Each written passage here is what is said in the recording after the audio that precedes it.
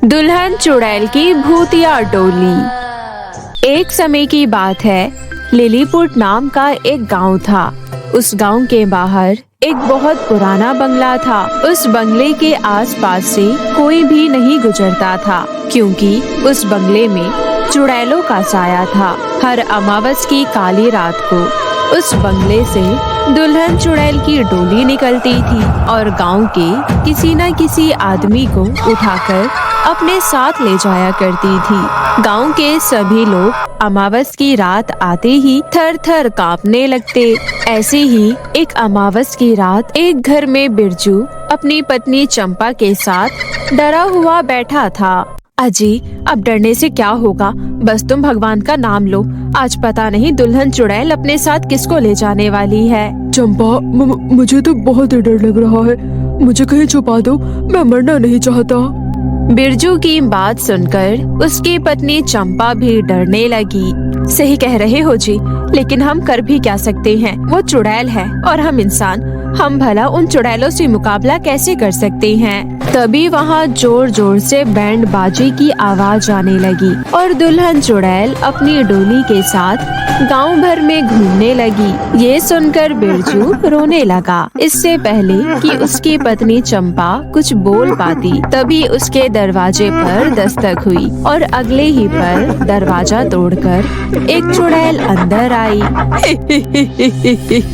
तू बहुत ही खुशकिस्मत है, हमारी दुल्हन चुड़ैल को तू पसंद आ गया। चल हमारे साथ। तभी बिरजू का बूढ़ा पिता गिरधारी बोला, चुड़ैल जी, मेरे बेटे को छोड़ दो, मैं तुम्हारे साथ चलता हूँ। तुम लोग जो भी बोलोगे मैं वो करूँगा, लेकिन मेरे बेटे को उसके परिवार से अलग मत करो। तुम बुढ़े और कमजोर हो चुके हो, तुम अब किसी काम के नहीं। दुल्हन चुड़ैल तो सिर्फ जवान आदमी का ही शिकार करती है। मेरा रास्ता छोड़, नहीं तो बेमतलब मारा जाएगा। ऐसा कहकर चुड़ैल बिरजू को उठाकर वहाँ से ले गई। बिरजू जोर जोर से चिल्लाने लगा, लेकिन कोई भी उसकी मदद करने के लिए आगे नहीं आता। बिरजू की चीख सुनकर डोली के अंदर बैठी हुई दुल्हन चुड़ैल बोली, अपना मुंह बंद कर, चिल्लाने का कोई फायदा नहीं। तुझे बचाने नहीं आने वाला कोई। सभी गांव वालों को अपनी जान प्यारी है। तुझे तो खुश होना चाहिए, आज रात तेरी मुझसे शादी होने वाली है। उसके बाद मैं शैतान देवता को तेरी बलि चढ़ा दूंगी। ऐसे ही 100 आदमियों से शादी करने के बाद उनकी बलि देकर जल्द ही मैं अमर और शक्तिशाली हो जाऊंगी। वहीं दूसरी ओर बिरजू का पड़ोसी गजोधर घर की खिड़की से चोरी छुपे बाहर झांकते हुए बोला, ओहो, आज बेचारा बिरजू तो गया काम से। इतने में गजोधर की पत्नी बेला बोली, तुम्हें बहुत तरस आ रहा है, जल्दी से खिड़की बंद कर लो, कहीं अगला नंबर तुम्हारा ही ना लग जाए बिरजू के साथ साथ। और देखते ही देखते दुल्हन चुड़ैल की डोली बिरजू को लेकर वहाँ से चली गई। दूसरी तरफ बिरजू के जाने के गम में उसके पिता गिरधारी को दिल का दौरा पड़ गया और वो मर गया। अगली सुबह गांव के मुखिया और सभी गांव वाले मिलकर बिरजू के घर गए। तभी मुखिया ने कहा, चंपा बेटी, हौसला रखो, पूरा गांव तुम्हारे साथ है। बिरजू और तुम्हारे ससुर के जाने के बाद पूरा गांव तुम्हारी मदद करेगा। तुम किसी भी बात की चिंता बिल्कुल मत करना। लेकिन मुखिया जी, हम गांव वालों को कुछ तो करना ही होगा। हर अमावस को दुल्हन चुड़ैल अपनी डोली लेकर आती है और हम में से किसी एक को उठाकर अपने साथ ले जाती है। किशन बेटा, हम कर भी क्या सकते हैं? हम चुड़ैल से मुकाबला करेंगे कैसे? वो बड़ी ताकतवर होती है और हम ठहरे मामूली इंसान। हम उन चुड़ैलों का मुकाबला करें तो करे कैसे? इतना कहकर मुखिया अपने घर चला गया और ऐसे ही समय बीतने लगा। फिर दोबारा से अमावस्या की रात आई। उस रात किशन गुस्से में अपने दोस्त सुखिया से बात कर रहा था। ये दुल्हन चुड़ैल हर बार गांव से किसी न किसी आदमी को उठाकर अपने साथ ले जाती है और डरपोक गांव वाले इससे डरकर कुछ नहीं करते। लेकिन मैं आज इस चुड़ैल का मुकाबला करूंगा। किशन भैया, मुझे पता है आप बहुत बहादुर हो, लेकिन चुड़ैलों से मुकाबला कैसे जीतोगे? ऐसे सुखिया किशन को समझाने की कोशिश करता है, लेकिन किशन उसकी एक नहीं सुनता और बिना डरे घर से बाहर निकलकर दुल्हन चुड़ैल की डोली के सामने जाकर खड़ा हो गया। तभी डोली में बैठी दुल्हन चुड़ैल बोली, ये वाला आदमी तो बहुत ही हिम्मत वाला लगता है, इससे शादी करके तो मजा आ जाएगा। ये कहते हुए दुल्हन चुड़ैल जोर जोर से हंसने लगी और डोली के आसपास खड़ी बाकी चुड़ैलें भी डरावनी हंसी हंसने लगी। ये देख किशन गुस्से से बोला, चुड़ैलो, जितनी जल्दी हो सके यहाँ से वापस चली जाओ। हम गांव वाले तुमसे डरने नहीं वाले। तुम चुड़ैलों ने बहुत अपनी मनमानी कर ली, अब बस बहुत हुआ, चली जाओ यहाँ से। किशन की बात सुनकर डोली में बैठी दुल्हन चुड़ैल बोली, चलो अच्छा है, कोई तो बहादुर आदमी मिला, वरना हमेशा डरपोक ही मिलते थे। देख क्या रही हो मेरी सहेलियाँ, जल्दी से उठा लो इस आदमी को। दुल्हन चुड़ैल के इतना बोलते ही सभी चुड़ैलें मिलकर किशन को उठा लेती है। ये देखकर किशन का दोस्त सुखिया घबरा गया और वो दौड़ता हुआ मुखिया के घर जा पहुँचा। कुछ करिए मुखिया जी, दुल्हन चुड़ैल की डोली तो आज हमारे किशन भैया को भी उठा कर ले गई। हमें जल्दी कुछ करना होगा, वरना इस गांव में एक भी आदमी नहीं रह जाएगा। कुछ करिए मुखिया जी, कुछ करिए। तुम रोना बंद करो, अब ये मामला बहुत ही गंभीर हो गया है। मैं कुछ करता हूँ, तुम तब तक गांव वालों को समझा दो, वो बिल्कुल भी ना डरे ना ही घबराए। गजोधर के जाते ही मुखिया जी की बेटी आंचल वहाँ आती है। आंचल शहर में ही रहती थी और वो नए जमाने की लड़की थी। अपने पिता को परेशान देख वो बोली, क्या हुआ पिताजी, आप इतने परेशान क्यों हैं? और गांव में ये सब क्या हो रहा है? सब इतना डरे हुए क्यों हैं? मैं तुम्हें क्या बताऊं बेटी, पिछले कुछ दिनों से दुल्हन चुड़ैल की डोली इस गांव में आती है और एक आदमी को यहाँ से उठा कर ले जाती है, लेकिन मैं कुछ कर ही नहीं पा रहा।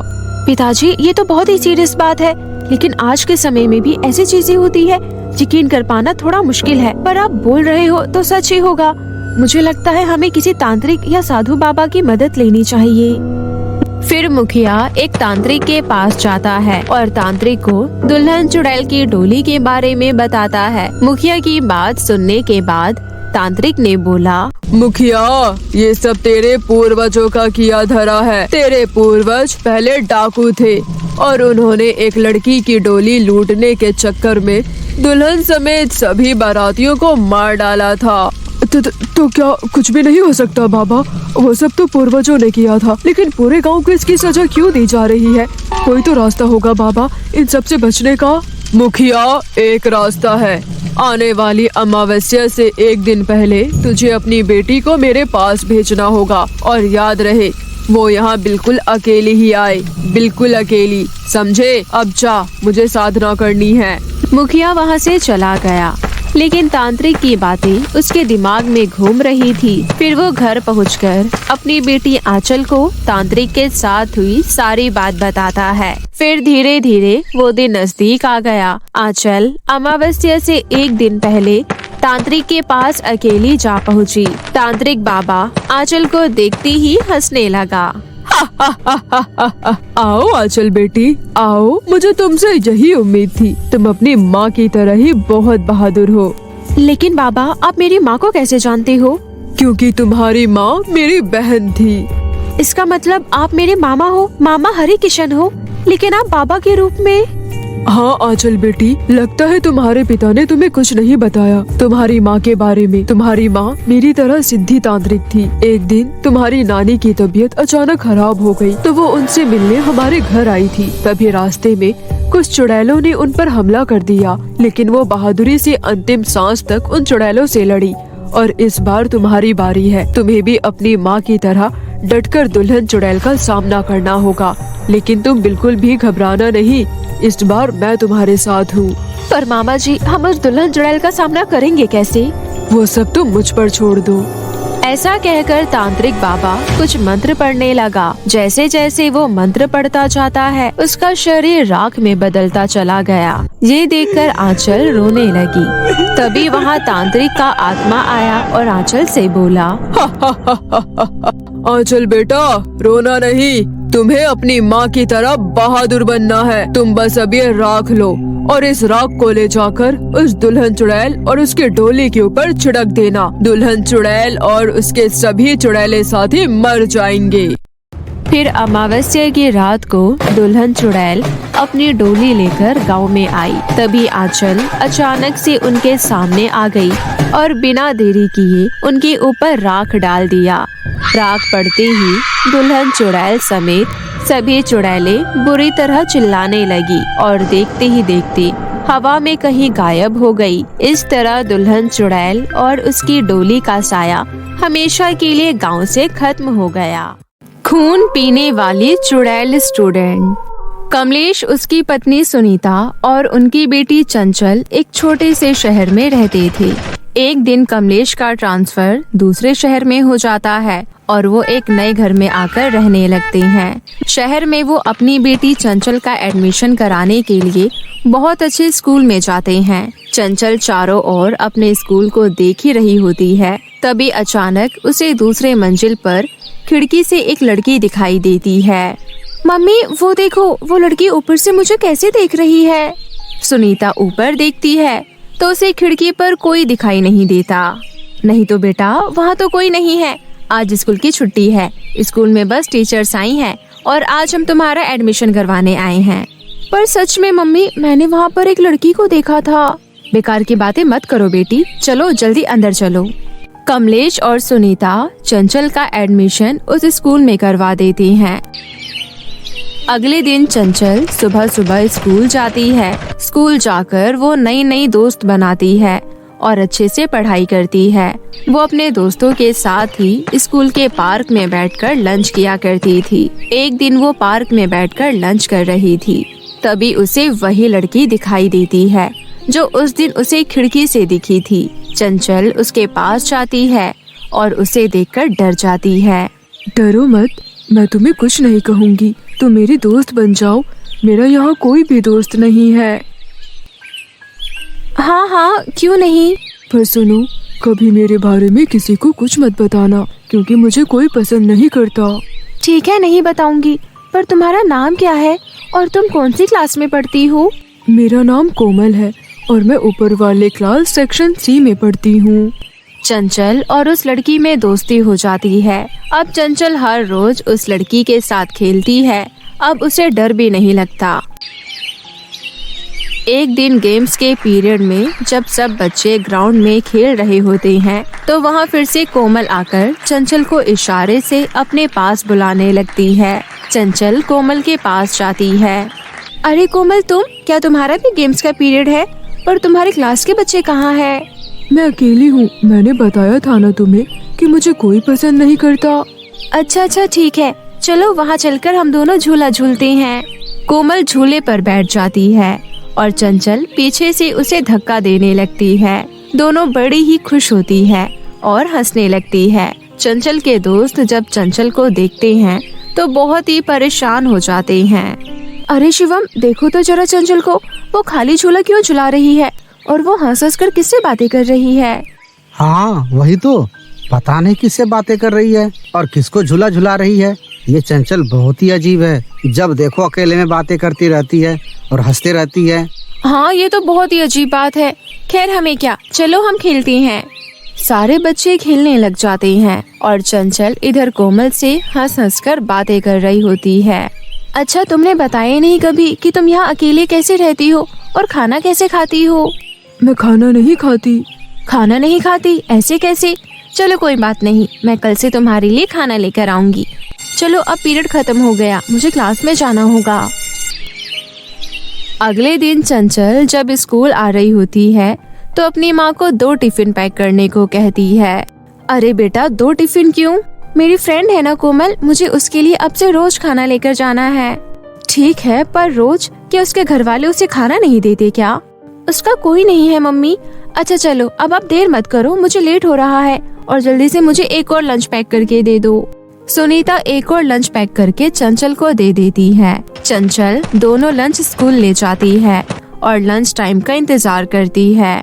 जैसे ही लंच टाइम होता है, चंचल उसके पास जाकर उसे लंच बॉक्स दे देती है और उसी के साथ बैठकर लंच करने लगती है। चंचल के दोस्त देखकर बड़े हैरान होते हैं कि चंचल अकेले लंच कर रही है और हंस हंस कर अकेले बातें कर रही है। ये चंचल मुझे कुछ ठीक नहीं लगती। देखो कैसे 2 लंच बॉक्स खोल कर बैठी है और अकेले अकेले खाना खा रही है और न जाने अकेले में किससे बातें कर रही है। हाँ सच में, चलो यहाँ से चलते हैं, कौन रहेगा ऐसी लड़की के साथ। सब चले जाते हैं और चंचल वहीं बैठकर कोमल के साथ खाना खा रही होती है। चंचल अब कोमल के चक्कर में पढ़ना लिखना भी भूल जाती है। उसका ना पढ़ाई में मन लगता है और ना किसी और बच्चों के साथ खेलना अच्छा लगता है। एक दिन चंचल के क्लास में पंखे खराब हो जाते हैं और सब बच्चों को गर्मी से बुरा हाल हो जाता है। बच्चों, यहाँ तो बहुत गर्मी लग रही है, चलो दूसरे मंजिल पर जो क्लास खाली है वहाँ जाकर पढ़ाई करते हैं। सब बच्चे ऊपर वाली क्लास में जाते हैं जहाँ कोमल की क्लास होती है। चंचल कभी इस क्लास में नहीं गई होती है। वो चंचल की क्लास देखने के लिए बहुत उत्सुक थी। जैसे ही सब दूसरे मंजिल पर पहुँचते हैं तो चंचल कोमल की क्लास की तरफ देखती है, पर वहाँ पर तो बहुत बड़ा सा ताला लगा हुआ था। अरे ये क्लास तो बंद है, लेकिन कोमल तो इसी क्लास में पढ़ती है। क्या हुआ चंचल, तुम यहाँ खड़ी होकर क्या देख रही हो? देखो सभी बच्चे क्लास में भी चले गए। मैडम, इस क्लास में आज ताला क्यों लगा है? इस क्लास में तो ताला सालों से लगा हुआ है। क्या सालों से? लेकिन ऐसा कैसे हो सकता है? इस क्लास में तो कोमल पढ़ती है। क्या बड़बड़ा रही हो? चलो जल्दी क्लास में। चंचल को समझ नहीं आता कि आखिर ये क्या हो रहा है। छुट्टी के बाद जब वो घर जाती है तो वो अपनी माँ से बोलती है कि उसके दोस्तों को कोमल दिखाई नहीं देती और उसके क्लास में सालों से ताला लगा हुआ है। अरे बेटा, तुम्हारी दोस्त की क्लास बदल गई होगी इसलिए ताला लगा होगा, इसमें इतना परेशान होने वाली क्या बात है? हाँ शायद। मुझे तुम्हें अब दूसरी बात बतानी है। तुम्हारे पापा का अब दूसरे शहर में ट्रांसफर हो गया है, इसलिए अब हमें ये शहर छोड़कर जाना पड़ेगा। कल मैं और तुम्हारे पापा स्कूल में बात करने आएंगे। क्या? नहीं, मुझे नहीं जाना ये स्कूल छोड़कर। यहाँ मेरी दोस्त कोमल है। दोस्त तो हर जगह बन जाते हैं। पहले वाले स्कूल में भी तो तुम्हारे कितने सारे दोस्त थे, फिर जब पापा का यहाँ ट्रांसफर हुआ तो तुम्हारे यहाँ नए दोस्त बन गए। हम जहाँ जाएंगे वहाँ नए दोस्त बन जाएंगे। पर मुझे अब यही दोस्त चाहिए, मैं कोमल को छोड़कर नहीं जा सकती, उसका कोई दोस्त नहीं है। ये सब बेकार की बातें हैं चंचल, मैं कुछ नहीं कर सकती। हम कल स्कूल आकर बात करेंगे बस। चंचल उदास हो जाती है। वो अगले दिन ये बात कोमल को बताती है। कोमल ये बात सुनकर बड़ी गुस्से में आ जाती है। मैं तुम्हें कहीं नहीं जाने दूंगी, तुम्हें हमेशा यही रहना होगा मेरे साथ। मैं तो हमेशा इस स्कूल में पढ़ना चाहती हूँ, पर अब क्या करूँ? पापा का ट्रांसफर दूसरे शहर में हो गया है तो अब जाना ही पड़ेगा। कोमल को चंचल की ये बात बिल्कुल अच्छी नहीं लगती। वो चंचल की एक बात नहीं सुनती और उसका हाथ पकड़कर उसे अपनी क्लास में ले जाती है। ये क्या कर रही हो कोमल? ये क्लास तो सालों से बंद था, फिर आज कैसे खुल गई? और तुम मुझे यहाँ क्यों लाई हो? अब हम दोनों यही रहेंगे हमेशा एक साथ। ये कैसी बातें कर रही हो? मुझे घर जाना है, मेरे मम्मी पापा मुझे लेने आने ही वाले होंगे। चंचल बाहर जाने की कोशिश करती है पर दरवाजा बाहर से बंद होता है। दूसरी तरफ स्कूल में चंचल के मम्मी पापा भी आ जाते हैं। वो स्कूल में बात करके चंचल को घर ले जाने के लिए बोलते हैं। ठीक है, आप चंचल के क्लास में चले जाओ और उसे घर ले जाओ। वहाँ जाकर उसकी क्लास टीचर बताती है कि चंचल काफी देर से क्लास से गायब है। क्या? कहाँ गई वो? पूरे स्कूल में सब चंचल को ढूंढने लगते हैं पर चंचल का कहीं कोई पता नहीं चलता। काफी घंटे ऐसे ही निकल जाते हैं। चंचल के माता पिता बहुत परेशान हो जाते हैं। हे भगवान, कहाँ चली गई मेरी बच्ची? कहीं वो अपनी दोस्त कोमल के साथ तो नहीं? क्या कोमल? कौन कोमल? हमारे क्लास में तो कोई कोमल नहीं है। हाँ मैडम, चंचल तो हमारे साथ रहती भी नहीं थी। वो अकेले खाना खाती थी और अकेले ही हंसती बोलती थी। वो कोमल के साथ ही होगी, पर हम किसी कोमल को जानते ही नहीं हैं। और आपने खुद सुना, ये बच्चों ने भी उसे नहीं देखा। मैडम, वो 2nd फ्लोर पर पढ़ती है। चलो मैं आपको दिखाती हूँ, चंचल ने मुझे बताया था। फिर वो सभी 2nd फ्लोर पर जाते हैं। हाँ, यही क्लास है कोमल की। मैडम, पर देखो ना, इस पर ताला लगा हुआ है और ये ताला आज से नहीं बल्कि सालों से लगा हुआ है। तभी उन्हें चंचल की आवाज आने लगती है। मेरी बच्ची इसी क्लास में है, जल्दी से दरवाजा खोलो। जल्दी से उस दरवाजे को खुलवाया जाता है तो चंचल अंदर ही होती है। तुम यहाँ कैसे आई चंचल? कोमल के साथ। देखो, वो मुझे जाने ही नहीं दे रही। वहाँ तो कोई नहीं है बेटा, ये तो क्या बोल रही है? अरे मम्मी, वो देखो ना, वही तो खड़ी है कोमल। कोमल किसी को भी दिखाई नहीं दे रही होती। सब बड़े ही परेशान हो जाते हैं। फिर जब प्रिंसिपल सर को ये बात पता चलती है तो वो जल्दी से वहाँ आते हैं।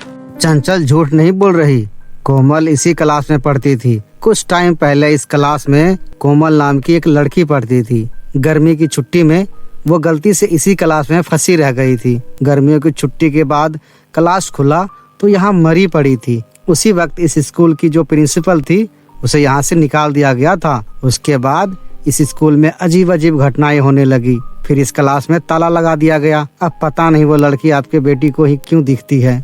हे भगवान, इसका मतलब मेरी बच्ची तब से एक चुड़ैल के साथ रह रही थी। चल मेरी बच्ची, अब मैं तुझे इस स्कूल में आने नहीं दूंगी।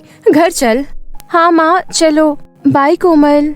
फिर प्रिंसिपल उस स्कूल में हवन करवाते हैं। हवन के बाद कोमल की आत्मा को हमेशा के लिए मुक्ति मिल जाती है।